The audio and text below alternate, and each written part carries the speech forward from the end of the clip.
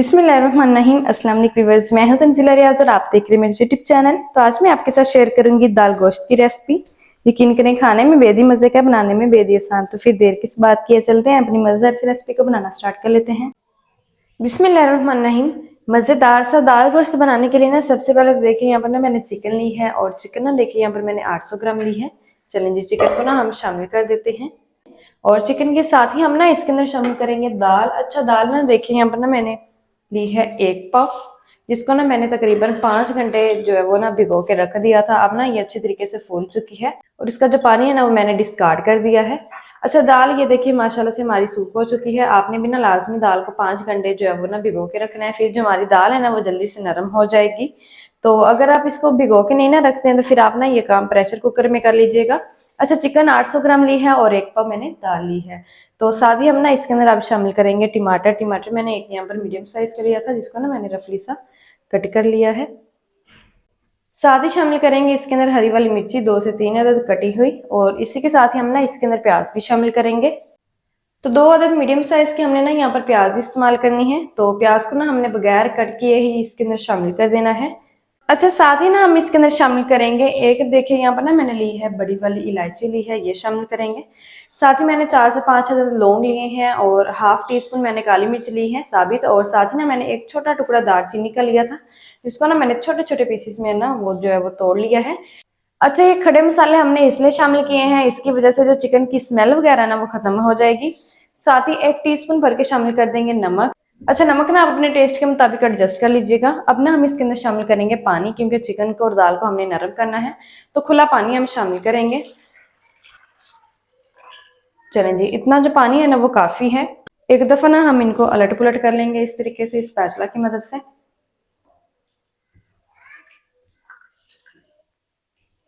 चलें जी, मैंने ना इनको अलट पुलट कर लिया है। तो अब ना हम फ्लेम को ऑन कर देंगे।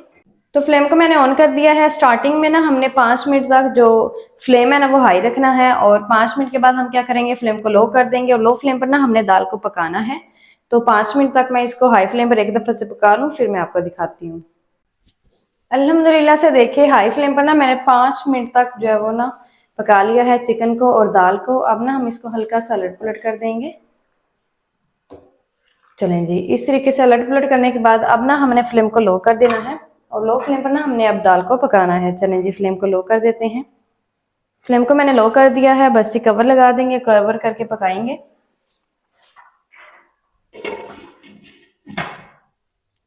चलें जी, कवर मैंने लगा दिया है। लो फ्लेम पर ना हमने 15 मिनट तक चिकन को और दाल को ना पका लेना है हल्की आंच पर। अच्छा, अगर आप प्रेशर कुकर का इस्तेमाल करें ना तो आपने ना 4 मिनट तक जो है वो प्रेशर देना है। तो बस जी, हम ना इसको कढ़ाई में बना रहे हैं, तो हम ना इसको 15 मिनट तक पकाएंगे हल्की आंच पर। तो हल्की आंच पर मैं पका लूँ, फिर मैं आपको दिखाती हूँ। अल्हम्दुलिल्लाह से देखिए हल्की आंच पर ना मैंने 15 मिनट तक चिकन को और दाल को ना पका लिया है। अब हम कवर को हटा देते हैं। अच्छा, कवर को हटाने से पहले क्या किया था, मैंने ना फ्लेम को ऑफ कर दिया था, और देखिए माशाल्लाह से जो हमारी दाल है ना ये देखिए अच्छी तरीके से नरम हो चुकी है। साथ ही साथ जो हमारी चिकन है ना वो भी अच्छी तरीके से नरम हो चुकी है। तो बस जी, अब ना हमने यहाँ पर कोई सी भी जो है वो छलनी लेनी है। चलें जी, इस तरीके की जो है वो हम छलनी लेंगे, और छलनी के अंदर सबसे पहले हम क्या करेंगे, ये जो चिकन है ना इसको हमने निकाल लेना है, और साथ ही साथ जो दाल है ना इसको भी हम निकाल लेंगे, ताकि इसका जो सारा एक्स्ट्रा वाला पानी है ना वो निकल जाए। अच्छा, प्याज को भी हम साथ में निकाल लेते हैं। इस तरीके से हम निकाल लेते हैं। प्याज को हमने ना साइड पर रख लेना है, और चिकन और दाल को ना हमने अलग किसी भी बाउल वगैरह में निकाल कर साइड पर रख लेना है। इस तरह से हम निकाल लेंगे टमाटर को भी, हरी वाली मिर्ची को भी, और खड़े मसालों को भी साथ में ही दाल के और चिकन के। बस जो प्याज है ना वो हमने लादा से निकालने हैं, और बाकी जो टमाटर हरी वाली मिर्ची है ना इसको हम दाल के साथ ही निकाल लेंगे इस तरह से। अच्छा, ये जो पानी है ना इसको हमने डिस्कार्ड नहीं करना है, इसको ना हम करी के लिए इस्तेमाल करेंगे। तो इसको ना हम साइड पर रख लेते हैं।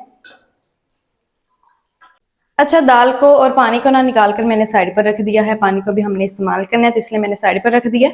तो अब ना हम वही कढ़ाई लेंगे, और इसी के अंदर हम शामिल कर देंगे 1 कप हम ना घी शामिल करेंगे। अच्छा, घी में जो दालें हैं ना काफी ज्यादा फ्लेवरफुल बनती हैं, इसलिए मैं घी का इस्तेमाल कर रही हूँ। आप चाहें तो कुकिंग ऑयल का भी इस्तेमाल कर सकते हैं। तो बस ये फ्लेम को ऑन कर देंगे, और घी को ना हमने अच्छी तरीके से गर्म कर लेना है। तो घी हमारा अच्छी तरीके से गर्म हो चुका है। अब ना हम इसके अंदर शामिल करेंगे 1 टीस्पून सब्ज जीरा। चलें जी, 1 टीस्पून मैंने जीरा जो है वो शामिल कर दिया। जीरे को ना हमने 30 सेकंड के लिए क्रैकल कर लेना है ताकि जो प्याज से खुशबू है ना वो आना शुरू हो जाए।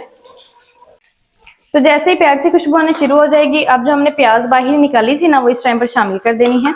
चलें जी, प्याज को हम शामिल कर देंगे इस तरह से।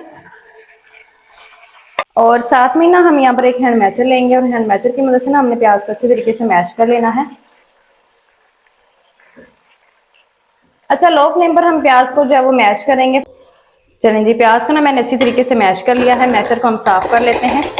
तो अब ना हम इसके अंदर शामिल करेंगे कुछ स्पाइसेस। तो स्पाइसेस में ना सबसे पहले शामिल करेंगे 1 टीस्पून भर के लाल मिर्च का पाउडर शामिल करेंगे। साथ ही शामिल करेंगे ½ टीस्पून नमक। अच्छा, नमक ना हमने पहले भी शामिल किया है, तो आप ना चेक कर लीजिएगा, जितना भी आपको पसंद हो उतना आपने शामिल करना है।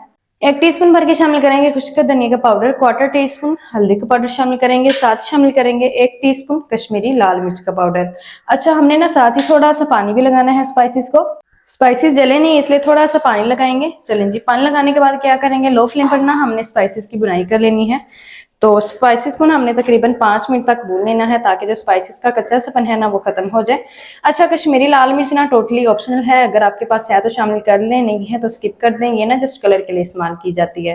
तो 5 मिनट तक मैं इनकी बुनाई कर लूँ, फिर मैं आपको दिखाती हूँ। अल्हम्दुलिल्लाह से देखिए, स्पाइसेस की ना मैंने 5 मिनट तक हल्की आंच पर ना बुनाई कर ली है। अल्हम्दुलिल्लाह से जो हमारे स्पाइसेस है ना वो अच्छी तरीके से भून चुके हैं। अब जो दाल, चिकन और टमाटर, हरी मिर्च हमने बाहर निकाल के रखी हुई थी ना, वो सारी ही हम इसके अंदर शामिल कर देंगे इस टाइम पर।